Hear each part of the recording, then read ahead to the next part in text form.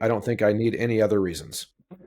I, because it's almost like learning another language, right? So mentally, it does. It is not Yeah, almost, not yeah, no, almost it like. is like learning another. I Yep. agree.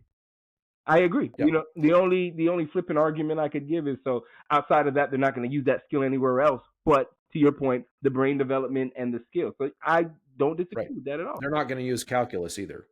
Listen, Um, we're going into another podcast now. right. Yeah, I but agree. but I would still say that it's good for their brain to learn it. Yeah. Like because our brains learn how to learn. Like we learn how to learn, Mm, and so when we learn these new skills like reading music, like advanced calculations in math in our head, learning to read a new language, to speak a new language, that's all enhancing our neuroplasticity, and we're able to then think about more things deeply. There's tons of research that connect music reading with language acquisition of all kinds. There's that scholarship is easy to find. yeah. um So and so and so to me, yeah, to that question, yeah. do you think? And I agree with what you said. Do you think this Hmm. idea of literacy and music reading, so to speak, at times can be a barrier for kids to do music?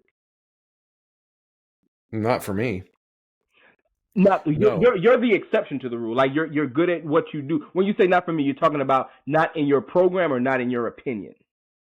Not well, not in my program, but not in my opinion if we knew how to teach it well. Okay, so it goes back to we're just not okay. Yeah, yeah, no, that's fine. And I mean, I could say the same thing with the non-traditional stuff. I think a lot of people are afraid of it because they're just not. So I totally get that stance. Gotcha, I agree. gotcha. Yeah, I agree.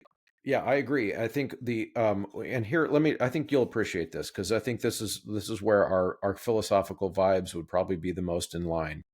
So when I was a younger teacher, um, and there's a long story short, but there were some changes in my school district with because I've been in the same school district now for 20 years.